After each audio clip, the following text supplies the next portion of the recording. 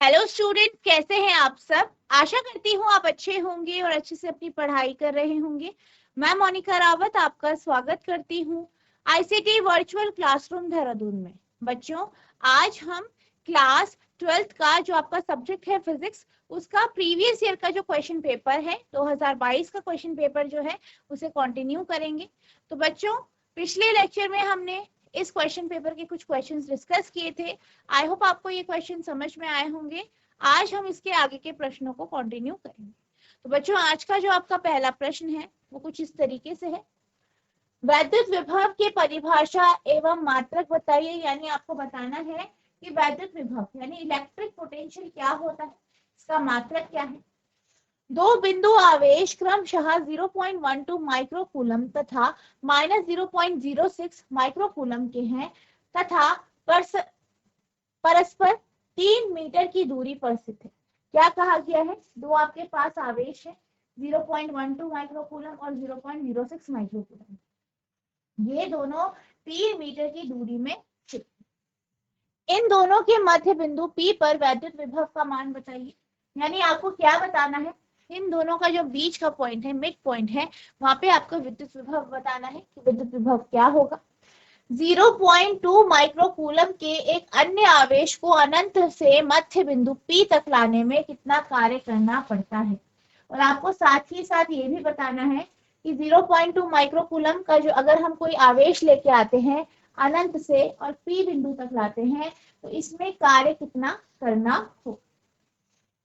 Write the definition and unit of electric potential. Two-point charges of 0.12 microcoulomb and -0.06 microcoulomb respectively are situated mutually at the distance of 3 meters. Find the electric potential at the midpoint P of both. How much work will be done to bring another charge of 0.2 microcoulomb from infinity to midpoint P? तो सबसे पहले यहाँ पे हमें electric potential के बारे में बताना है कि इलेक्ट्रिक पोटेंशियल क्या होता है। बेसिकली विद्युत विभव की जब हम बात करते हैं तो इसका अर्थ है जब भी आप किसी बिंदु आवेश को जो है अनंत दूरी से एक ऐसे बिंदु पे लाते हैं, आपका जो बिंदु आवेश होगा वो यूनिट पॉजिटिव चार्ज होगा और आप कहाँ से ला रहे हैं? अनंत दूरी से। ठीक है, अनंत दूरी से एक ऐसे बिंदु पे लाते हैं जहां पे क्या होता है, आपका जो है चार्ज होता है या आवेश होता है। तो इसी को कार्य करने में जो हमारा जो काम करने में जो जितना हमारा काम होता है या जितना हम काम करते हैं, इसी को हम इलेक्ट्रिक पोटेंशियल कहते हैं। क्या कहा गया है? जब भी हम किसी बिंदु आवेश को, जो कैसा है, यूनिट पॉजिटिव टेस्ट चार्ज है, क्या है? यूनिट पॉजिटिव चार्ज है, इसको हम किसी अनंत दूरी से किसी बिंदु तक लेके आते हैं तो यहाँ पे जो इस जो कार्य किया जाता है, जो वर्क किया जाता है, उसी को हम क्या कहते हैं? इसी को हम क्या कहते हैं? इलेक्ट्रिक पोटेंशियल यानी विद्युत विभव। विद्युत विभव क्या होता है? The electric potential at a point is the amount of work done to move a unit positive charge from an infinitely long distance to that point. यानी अगर हम इलेक्ट्रिक पोटेंशियल या विद्युत विभव की बात करें तो किसी भी बिंदु पर विद्युत विभव जो है वह कार्य है या उतना वह कार्य है जो एक यूनिट पॉजिटिव चार्ज को इनफाइनाइट लॉन्ग डिस्टेंस से इस बिंदु तक लाने में लगता है। अब अगर हम इसके एसआई यूनिट की बात करें, एसआई मात्रक की बात करें तो इसका एसआई मात्रक होता है V यानी वोल्ट। ठीक है, तो इसका एसआई मात्रक क्या है? वोल्ट, जिसे आप V से रिप्रेजेंट करते हैं। And it can also be written as joule per coulomb, और इसे आप जूल प्रति कूलम के रूप में भी लिख सकते हैं। विद्युत विभव, इलेक्ट्रिक पोटेंशियल, एकांक धनावेश को अनंत से विद्युत क्षेत्र के किसी बिंदु तक लाने में किया गया कार्य उस बिंदु का विभव कहलाता है। ठीक है, यहाँ एक अदिश राशि है, यानी ये क्या है? अदिश राशि यानी क्या है? ये आपकी ये है स्केलर क्वांटिटी। क्या है ये? अदिश राशि यानी स्केलर क्वांटिटी। विद्युत विभव का एसआई मात्रक, अब अगर हम इसके एसआई मात्रक की बात करें, इसका एसआई मात्रक जूल प्रति कूलम या वोल्ट होता है। विमेयी सूत्र की बात करें तो इसका विमेयी सूत्र जो होता है वो होता है ML2T-3A-1। तो ये क्या है, इसका विमेय सूत्र यानी डायमेंशनल फॉर्मूला।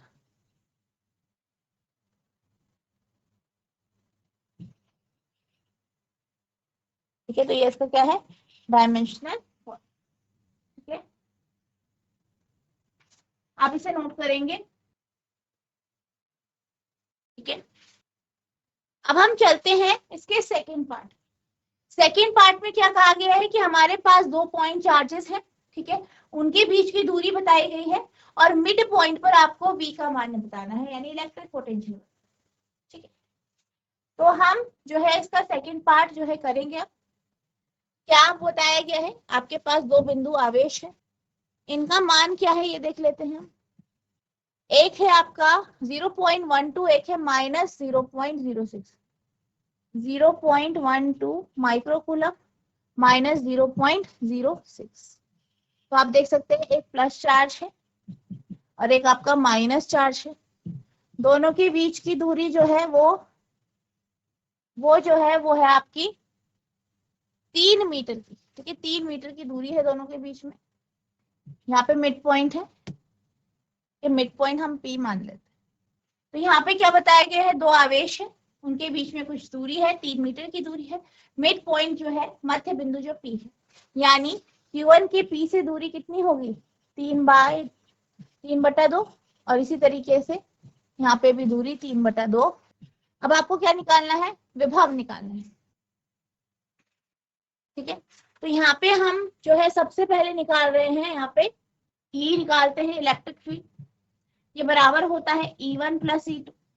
E1 क्या होगा, Q1 के कारण जो आपका फील्ड होगा, और E2 क्या होगा, जो Q2 की। तो उसका फॉर्मूला क्या होता है, 1/4πε0 Q1 0.12 × 10⁻⁶ अपॉन दूरी कितनी है इस पॉइंट से, 3/2 का स्क्वायर, प्लस 1/4πε0। ठीक है, 0.06 × 10⁻⁶ अपॉन 3/2 का होल स्क्वायर। अब आप इसे सॉल्व करेंगे तो ये हो जाएगा आपका 9 × 10⁻⁹ इंटू 0.06 × 10⁻⁶ अपॉन 3 × 3 2 × 2। सॉल्व करेंगे, 3 2 जा 6 होता है आपका, 3 3 जा 9। तो ये हो जाएगा आपका 12 × 10⁻⁹ इंटू 10⁻⁶। 12 × 10⁻⁻50। ठीक है, ये आपका कुछ इस तरीके से आएगा E की वैल्यू। तो ये आपका इस तरीके से आ जाएगा, नोट करें। अब हम चलते हैं अगले प्रश्न की ओर। तो आपका अगला प्रश्न है, प्रत्यावर्ती धारा परिपथ में परिघात एवं परिबाधा का क्या अर्थ है। यानी आपको बताना है कि यहाँ पे जो प्रत्यावर्ती धारा है इसमें परिघात और प्रतिबाधा यानी रिएक्टेंस और इम्पीडेंस का मतलब क्या है। दर्शाइए कि LC परिपथ के मुक्त दोलनों में संधारित्र एवं प्रेरक में संचित ऊर्जाओं का योग समय के बदलने पर भी नहीं बदलता। आपको ये बताना है कि जो जब आपका जो LC परिपथ होता है और इसमें क्या होता है, फ्री ऑसिलेशन होते हैं, तो यहाँ पे जो ऊर्जा होती है, संचित ऊर्जा जो होती है, वो समय के साथ बदलती नहीं है। What is the meaning of reactance and impedance. Reactance और इम्पीडेंस का मीनिंग आपको बताना है AC सर्किट में। Show that in the free oscillation of LC circuit sum of energy stored in the capacitor and inductor is constant. तो सबसे पहले हम रिएक्टेंस और इम्पीडेंस के बारे में समझेंगे कि रिएक्टेंस और इम्पीडेंस क्या होता है। रिएक्टेंस की बात करें, रिएक्टेंस की बात करते हैं यानी प्रतिघात की बात करते हैं, तो जो रिएक्टेंस होता है वो एक प्रकार का रेजिस्टेंस होता है।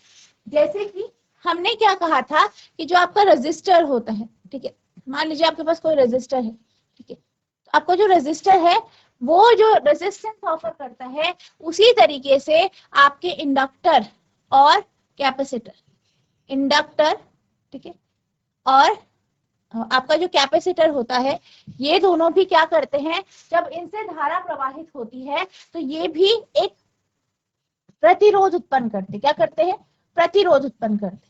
यानी जब भी इससे करंट पास होता है तो ये भी क्या करते हैं, एक प्रतिरोध उत्पन्न करते हैं, जैसे आपके रेजिस्टर्स करते हैं, जैसे आपके प्रतिरोधक करते हैं, बिल्कुल उसी तरीके से ये भी क्या करते हैं, जो है प्रतिरोध उत्पन्न करते हैं।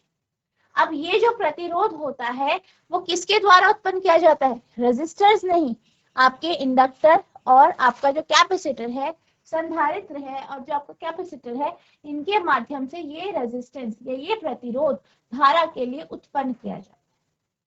तो इसी रेजिस्टेंस को हम क्या कहते हैं, रिएक्टेंस कहते हैं, ठीक है, यानी प्रतिघात कहते हैं, और इसे हम एक्स से डिनोट करते हैं, ठीक है। तो अगर हम कैपेसिटर की बात करें तो एससी, और अगर हम बात करेंगे इसके आपका जो यहाँ पे इंडक्टर है उसके लिए एक्स है, तो ये क्या है आपका प्रतिरोध। बेसिकली वहां प्रतिरोध जो कैपेसिटर और इंडक्टर के द्वारा उत्पन्न किया जाता है उसी को हम रिएक्टेंस कहते हैं। एक्स से डिनोट किया जाता है, एक्सी और एक्सएल क्या है आपका कैपेसिटर और इंडक्टर के लिए रिएक्टेंस, ठीक है, जैसे आपका रेजिस्टेंस का। एक्सी की वैल्यू होती है 1/2fc 2πfc और एक्सएल की वैल्यू होती है 2πfl, ठीक है। तो ये इसका फॉर्मूला है। अब हम बात करते हैं, किसकी बात करेंगे अब हम बात करेंगे, नेक्स्ट है इम्पीडेंस। इम्पीडेंस क्या होता है, इम्पीडेंस को हम Z से डिनोट करते हैं, इम्पीडेंस को हम Z से डिनोट करते हैं। और अगर हम इम्पीडेंस की बात करें, प्रतिबाधा की बात करें, तो ये क्या होता है, ये तब लगता है जब आपका कोई परिपथ हो और उसमें LCR सर्किट हो या इनमें से कोई दो आपके जो है उपकरण लगे हैं, ठीक है, तब आपका क्या लगता है, इम्पीडेंस, क्या लगता है, इम्पीडेंस Z से डिनोट करते हैं, ठीक है। तो इम्पीडेंस क्या है, ये L, C और R यानी इंडक्टर, कैपेसिटर और रेजिस्टर के द्वारा जो प्रतिरोध उत्पन्न किया जाता है उनका जो सम होता है वही आपका इम्पीडेंस होता है, जिसे हम Z से डिनोट करते हैं। और इसका जो फॉर्मूला होता है वो बराबर होता है √R² plus XC minus XL का होल स्क्वायर, ठीक है। तो इसका जो फॉर्मूला है वो यही है, R² plus XC minus XL का होल। तो यहाँ पे हमने बात करी रिएक्टेंस, रिएक्टेंस क्या होता है, रिएक्टेंस जो है वो आपका इंडक्टर और कैपेसिटर के द्वारा जो प्रतिरोध उत्पन्न किया जाता है उसे हम रिएक्टेंस कहते हैं, इसे हम एक्स से डिनोट करते हैं। वही अगर हम बात करें इम्पीडेंस की, इम्पीडेंस हम जेड से डिनोट करते हैं, और इसका ये जो है एल सी और आर, ठीक है, एल सी और आर जो होता है उसका रेजिस्टर और जो आपके रिएक्टेंस है इनका सम होता है, रेजिस्टेंस और रिएक्टेंस का सम, ठीक है। यानी आपका जो सर्किट है या तो उसमें एलसी हो, एलआर हो, और क्या होना चाहिए, या तीनों होने चाहिए, तभी आपका जो है इम्पीडेंस होता है। इन सभी का जो प्रतिरोध का सम है वो इम्पीडेंस। अब हम बात कर लेते हैं, आप आंसर के इस तरीके से लिखेंगे। सबसे पहले रिएक्टेंस की हम बात करते हैं। Reactance is a resistance offered to the AC current by inductors and capacitors only. यानी अगर हम बात करें रिएक्टेंस की, तो रिएक्टेंस क्या है, रिएक्टेंस एक प्रकार का प्रतिरोध है जो एसी सर्किट के द्वारा उत्पन्न किया जाता है और ये इंडक्टर और कैपेसिटर्स में होता है। Impedance is the sum of the resistances and reactance of the inductor। अगर हम impedance की बात करें तो impedance क्या है, impedance जो है वो क्या होता है, वो सम होता है, योग होता है किसका, रेजिस्टेंस और रिएक्टेंस के, ठीक है, इंडक्टर के रिएक्टेंस रेजिस्टेंस इनका योग क्या होता है आपका, इम्पीडेंस होता है, जिसे आप क्या कहते हैं, प्रतिबाधा, ठीक है। प्रतिघात रिएक्टेंस प्रत्यावर्ती धारा के मार्ग में प्रेरक कुंडली या संधारित्र द्वारा डाले गए अवरोध को प्रतिघात कहा जाता है। यानी क्या कहा गया है, जब भी प्रत्यावर्ती धारा जो है प्रवाहित होती है तो जो प्रेरक और संधारित्र है, कैपेसिटर और इंडक्टर है, इनके द्वारा जो अवरोध डाला जाता है इसी को हम प्रतिघात यानी रिएक्टेंस कहते हैं। प्रतिघात आवृत्ति पर निर्भर करता है, किस पे निर्भर करता है, आवृत्ति पर। इसे एक्स से प्रदर्शित किया जाता है, इसको हम एक्स से डिनोट करते हैं। प्रतिबाधा इम्पीडेंस, प्रत्यावर्ती धारा के मार्ग पर प्रेरक, प्रेरण कुंडली और संधारित्र में तीनों या किन्हीं दो में के डाले गए अवरोध को प्रतिबाधा कहते हैं। प्रतिबाधा आवृत्ति पर निर्भर करता है, यानी किस पे निर्भर करता है, आपका आवृत्ति पर निर्भर करता है, और इसे Z द्वारा प्रदर्शित किया जाता है। इस तरीके से आप ये लिखेंगे इंडक्टर, ठीक है, या जो आपका रिएक्टेंस है प्रतिघात और प्रतिबाधा क्या होती है, ठीक है, आप इसे नोट करेंगे। आई होप आपने इसे नोट कर लिया होगा। अब हम चलते हैं सेकंड पार्ट पे। तो सेकंड पार्ट पे क्या कहा गया है? सेकंड पार्ट में कहा गया है कि जो आपका फ्री ऑसिलेशन है एलसी सर्किट में, ठीक है, यहाँ पे क्या कहा गया, आपको बताना है कि जो फ्री ऑसिलेशन है एलसी सर्किट में वो एनर्जी का सम होता है कैपेसिटर और इंडक्टर में, और ये टाइम के साथ या समय के साथ कांस्टेंट हो, ये आपको शो कर। तो हम क्या मानेंगे, हम मान लेंगे कि हमारे पास एक इंडक्टर और कैपेसिटर आपस में एक दूसरे से कुछ इस तरीके से जुड़े हैं, ठीक है, इस तरीके से आपके जुड़े हैं, आप इसे ड्रॉ करेंगे। अब आपका जो कैपेसिटर है ये चार्ज है, ठीक है, अब ये क्या कर रहा है, डिस्चार्जिंग कर रहा है। डिस्चार्जिंग कर रहा है तो क्या हो रहा है, करंट फ्लो कर रहा है। करंट फ्लो हो रहा है इंडक्टर से, ये आपका कैपेसिटर है,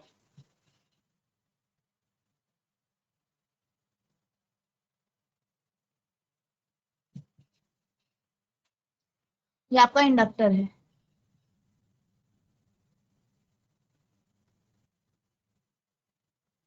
प्रेरक,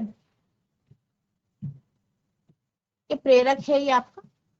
अब क्या हुआ, ये आपका कैपेसिटर चार्ज था, अब ये डिस्चार्ज हो रहा है, इससे करंट फ्लो हो रहा है, इंडक्टर से पास हो रहा है, ठीक है, इस तरीके से यहाँ पे क्या हो रहा है, आपका करंट फ्लो कर। अब आप लिखेंगे let a capacitor be initially charged, मान लीजिए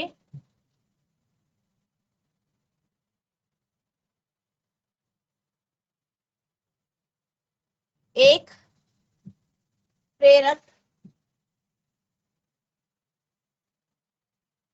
शुरुआत में चार्ज्ड है, charge.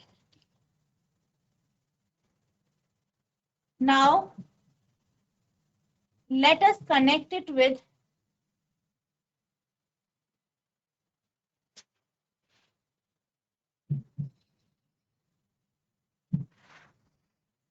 a capacitor, sorry, with a inductor.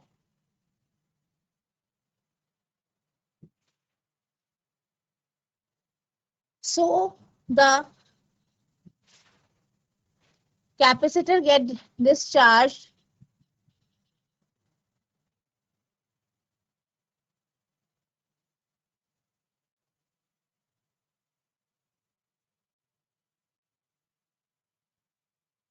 and current flows through the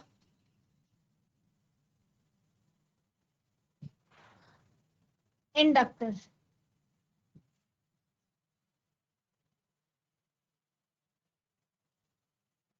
अब हम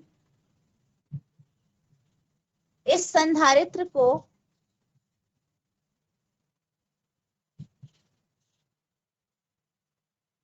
एक प्रेरक से जोड़ेंगे ताकि प्रेरक से धारा प्रवाहित हो सके।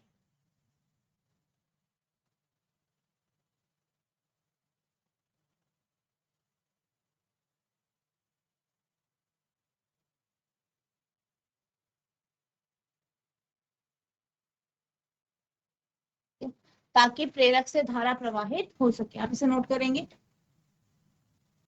अब यहाँ पे हमने अब हम क्या करेंगे, हम एक किसी समय पर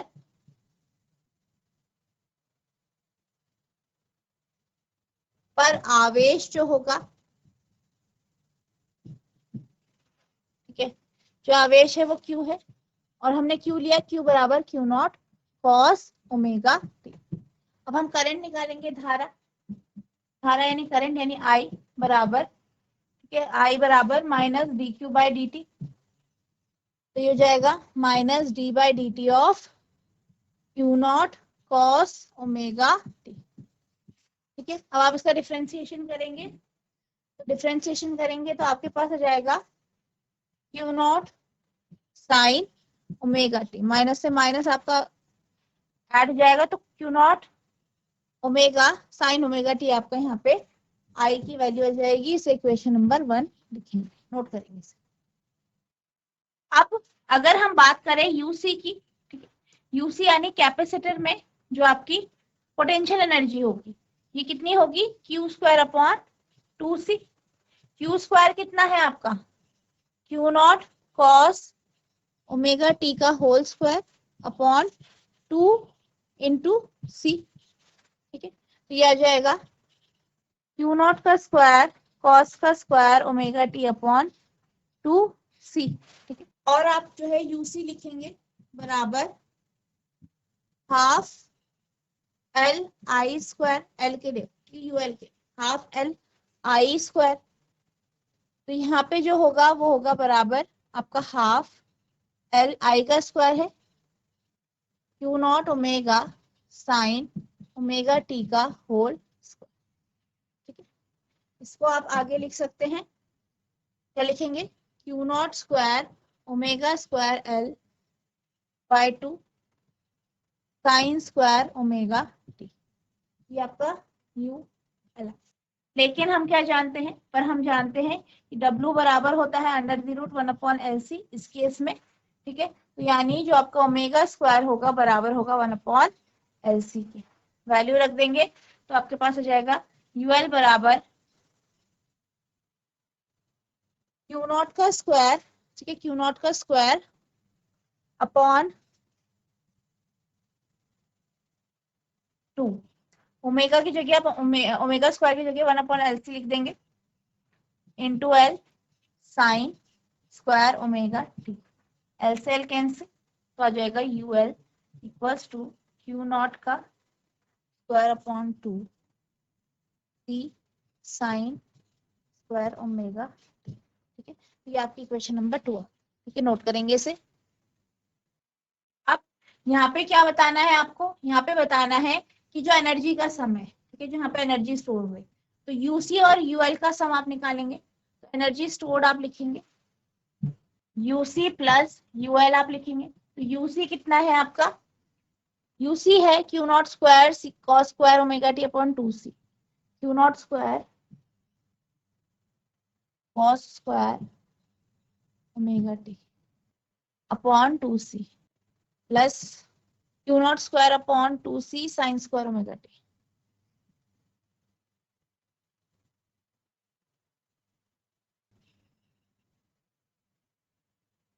ठीक है, तो ये आपका कितना होता है, 1 होता है, आप जानते हैं sine square theta plus cos square theta equals to 1 होता है, तो यहाँ पे आ जाएगा cos naught q naught square upon 2c, और ये क्या है आपकी कांस्टेंट वैल्यू।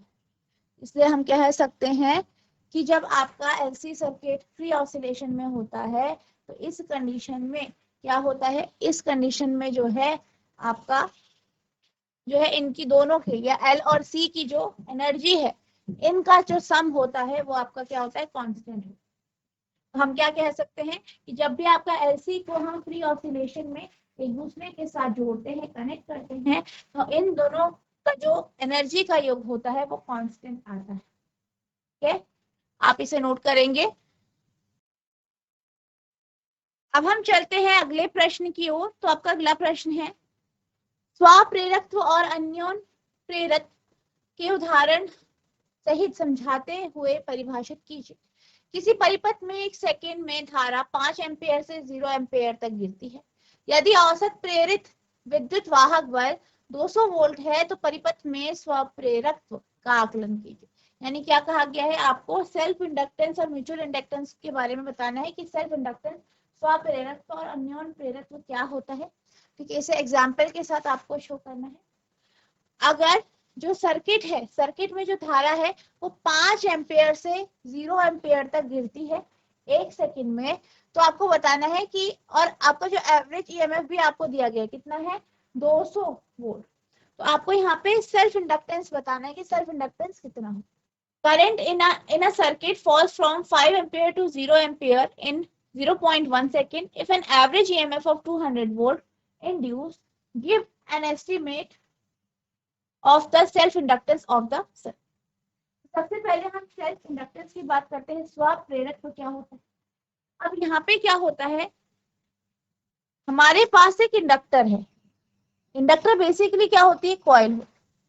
अब क्या हो रहा है, इंडक्टर से जो है धारा प्रवाहित हो रही है, धारा प्रवाहित हो रही है। अब इस धारा में क्या आ रहा है, चेंज आ रहा है, क्या आ रहा है, चेंज आ रहा है, ठीक है। अब क्या होता है, यहाँ पे जो है, जो आपकी कॉइल होती है, इससे जो है धारा प्रवाहित हो रही है, और इस धारा में क्या होता है, इस धारा के चेंजेस को अपोज करने के लिए यहाँ पे एक ईएमएफ प्रोड्यूस हो जाता है, और वो कहाँ पे होता है, इसी कॉइल में होता है। करंट फ्लो आपकी यहीं पे हो रही है, यहीं पे करंट में चेंजेस आ रहे हैं, और उस चेंज के करंट के कारण ईएमएफ यहाँ पे इंड्यूस हो रहा है। तो इसी प्रॉपर्टी को हम क्या कहते हैं, सेल्फ इंडक्टेंस। क्या कहते हैं, सेल्फ इंडक्टेंस। तो सेल्फ इंडक्टेंस क्या होता है, स्वप्रेरक तो क्या होता है कि जब एक ही कॉइल में करंट फ्लो कर रहा है और उस करंट के चेंज के कारण क्या हो रहा है, उसी कॉइल में ईएमएफ इंड्यूस हो रहा है, तो इसी को हम स्वप्रेरत्व या सेल्फ इंडक्टेंस कहते हैं। Self-inductance is defined as the property of the coil due to which it opposes the change of current flowing through it. ठीक है, तो ये क्या है, ये क्या कहता है, स्वप्रेरत्व वह प्रॉपर्टी है, वह गुण है किसी भी कॉइल का जो कि जो करंट का चेंज है, धारा का जो प्रवाह में बदलाव आता है, उसको वो क्या करता है, अपोज करता है। Inductance is attained by a coil due to self induced EMF. अब ये इंडक्टेंस क्यों होता है, सेल्फ इंड्यूस्ड ईएमएफ के कारण होता है in the coil itself by changing the current flowing through it. क्या होता है, करंट को यहाँ से चेंज किया जाता है, इसके कारण ये होता है। सेल्फ इंडक्टेंस का फॉर्मूला है E equals to L DI upon dt, ठीक है। तो E क्या हो गया आपका EMF, DI upon dt change है ना जो है करंट, और L आपका हो गया सेल्फ इंडक्टेंस, ठीक है। तो ये आपका सेल्फ इंडक्टेंस हो गया है, आप इसे नोट करेंगे। अब यहाँ पे हमने बात करी स्वप्रेरत्व की। अन्योन्य प्रेरत्व यानी म्यूचुअल इंडक्टेंस को आपको होमवर्क से करना है, साथ ही साथ जो आपको यहाँ पे न्यूमेरिकल दिया गया है ये भी आपको होमवर्क से करना है, ठीक है। अगर आपको कोई डाउट होगा तो आप नेक्स्ट लेक्चर में पूछ सकते हैं, हम इसे नेक्स्ट लेक्चर में जो है इसको हम डिस्कस भी करें, ठीक है। तो बच्चों जितना आज आपको पढ़ाया गया है इसे आपको रिवाइज करना है। अगर आपको किसी भी प्रकार का कोई भी डाउट होता है तो नेक्स्ट लेक्चर में आप पूछ सकते हैं। तो बच्चों आज के लिए बस इतना ही, मिलते हैं हम नेक्स्ट सेशन में, तब तक के लिए thank you and have a nice day.